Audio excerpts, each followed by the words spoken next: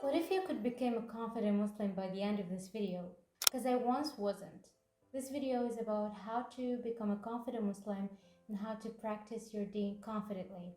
For those who live in a non-Muslim community or in a non-religious community, whether you're a non-Muslim country or a non-Muslim neighborhood, or maybe your family is not religious. In this video, we're going to discuss all these aspects. Hello, Assalamu alaikum. Welcome to my channel. If you're new here, I'm really happy to have you here. And welcome back if you're already a subscriber or a viewer. I really appreciate your support. Okay, so I lived in Europe for 2 years for my studies, and to be exact, the west of Europe. The country itself is not religious, and it's really open, very open, almost not having limits. So, yeah, you would assume that it's really difficult to practice Islam comfortably in an environment like that one and to be faithful and just to be yourself and maybe a better Muslim. And you're completely right. That's correct. Well, during my stay there, I had both Muslim and non Muslim friends. My non Muslim friends were great, by the way. I have no problem making friendships from different cultures, different religions, as long as we respect each other's limits, respect each other's lifestyle and religion. Anyways, I've encountered people from my country, Muslim people from my Muslim country, who were the non-confident Muslim. And this is how the idea of this video came to my mind. These people were afraid to show their faith, afraid to show their religion, and they were scared to practice it in front of others, though everyone knew they were Muslims. Though everyone knew they were Muslims, but they were easily swayed. And before moving on, I'm not bashing anyone, wallahi, I'm just trying to give real life examples from what I've seen in my real life, and trying to maybe make someone more confident in their religion. Maybe I could help someone who's watching this video. So that's why I'm giving real life examples. Let's take this scenario. Let's take an example. A friend of yours is asking you to go to a bar. What would you answer? A confident Muslim would simply answer, "Thank you so much for your invitation. I really appreciate it, but I'm really sorry at the same time because my religion does not allow it. My religion does not allow me to go to such places. But what do you think we go have some coffee if you want?" Here, you're not disrespecting your friend. You're even teaching them about Islam. You're teaching them about the guidelines, the rules. You're being confident in your own religion, and you're not disrespecting anyone. Now, a non-confident Muslim would go to the bar. They're afraid to be an outcast. They're afraid to be lonely, and they're afraid of judgment. Yes, it's really important to make connections, to make friends, and it's understandable that you're scared of their judgment, but are you not scared of the judgment of Allah? Why are you even scared your friend will leave you or judge you? If they do that, they're not even your friend. Your friend should respect you, should respect your limits, you respect your boundaries. Most importantly, respect your religion. That's very important. If they don't, they're not even your real friends. You should maybe try and find some new ones. And trust me, these people or these friends of yours will respect you if you show them how confident you are in your religion, if you show them how comfortable you are in your religion, and show by action, not words. Be unapologetically Muslim. Is that even, yeah, I don't know if we pronounce it unapologetically, but yeah, be unapologetically Muslim. That can be taken the wrong way. Unapologetic, not arrogant. There is a difference. Don't go and say, "I'm Muslim, I'm better than you, Islam is the truth, you're nothing." No, that's arrogance. Show by action, not words. You know Islam is the truth, right? So why hide in it?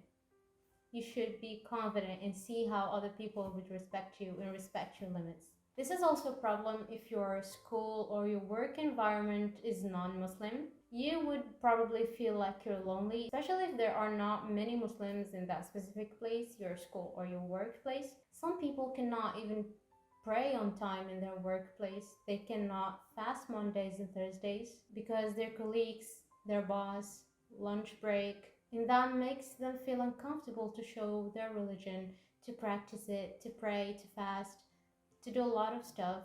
A confident Muslim or a confident Muslimah, it's for both of course, would pray and would fast and not apologize for it.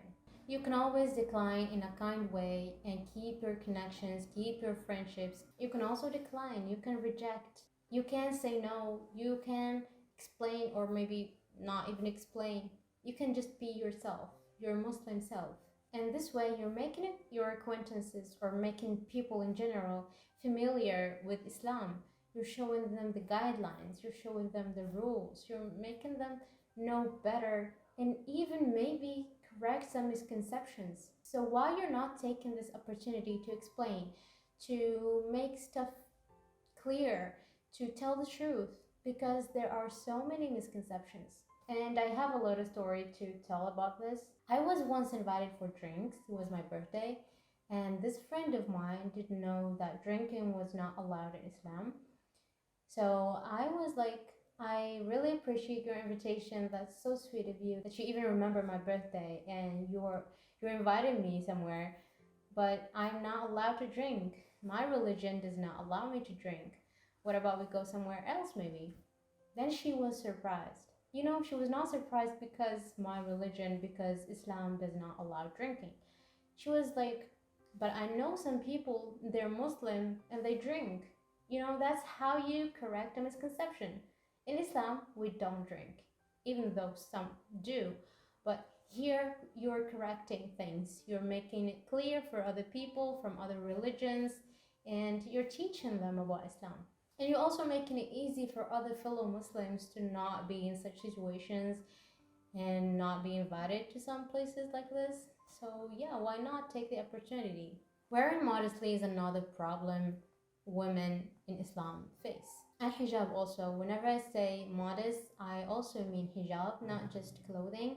In an environment like Europe or any other non-Muslim countries, it's really difficult to try and push further to be a better Muslimah, to decide and wear more modest outfits. Choosing or deciding to be more modest in these environments is really difficult, especially younger sisters. If you are convinced to wear something, simply wear it. Simple, right? No, it's not simple. I'm just joking. I know it's not. When you're living in such environments and you're surrounded by such people, it's not really easy to be the different one. At the end of the day, we're humans, we want to belong, we want to have friendships, we don't want to be an outcast. So that's really understandable. And here why it's really, really important to join a Muslim community. I said so much community, I'm not being able to pronounce it correctly. Finding people who follow the same principles as you is really crucial when you're living in a non-Muslim country or you're surrounded by non-Muslim people. This group of people you found that share the same principles as you will really help you get closer to Allah and will help you make better decisions and be a better Muslimah, inshallah. And practice your deen with confidence. And I'm not telling you to not make non-Muslim friends. As I mentioned, I have so many non-Muslim friends. I'm just telling you to find your people within that circle, to keep reminding you of Islam, to keep reminding you of your religion, and be closer to Allah. Especially if you are younger or a teenager, you really need that to not slip away, and it would be really helpful to build a strong bond with these people, like Muslim people, a good community, good group of sisters or brothers. That helps a lot. I was blessed to join a group of sisters, and we used to do dhikr once a week. I was really excited for the weekend to come. So we would gather, read Quran, do dhikr, maybe even like Quran tafsir. It was really nice. But I joined late though, very late. And before that, I was of course praying, trying my best to be a modest girl. I was just focused with college, and seeing such environment every day made me forget how to pray mindfully with heart, how to be closer to Allah. In conclusion, I was not doing enough. But alhamdulillah, it was just my inside that suffered, not the outside. And I really thank Allah for that, because my outside seemed like a confident Muslim, maybe. But anyways, after joining these sisters, my life got like 100% better. I was able to worship Allah with heart, mindfully, and I was always telling myself, even though I am surrounded but these people, the environment is like this. I live in Europe. I can always worship Allah and I can always be closer. And that helps mentally too. Seriously, if you're stressed with school and life in general, being surrounded by such positive people, such good people with good hearts, really brings joy to your life. Alright, so everything I said happens if you're a non-Muslim country or you live in a non-Muslim community, maybe a neighborhood. I think there are countries where neighborhoods neighborhoods are mixed between Muslims and non-Muslims. But yeah, everything I mentioned before is for this specifically.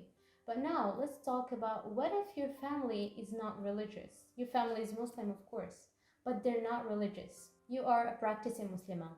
You're trying to do your best. You're trying to be closer to Allah. You're pushing further every day. And you get invited to a family gathering. But these people in this family, they're not super religious or not religious. To keep it simple, they're not religious or even not Muslim at all. Because I know there are mixed religion families. Are you going to ignore the invitation? Are you gonna avoid your family? I hope not. First, they are your family. You should be in good terms with them, unless they harm you or harm your parents. Also the fact that you cannot confidently pray and be yourself when you are with them is your problem, and you should try and fix that. When I was younger and I was invited with my mom to some people from my family that I know were not religious, I was scared to pray in their house. I would skip prayers. It's time for prayer, for example, and nobody is getting up to pray.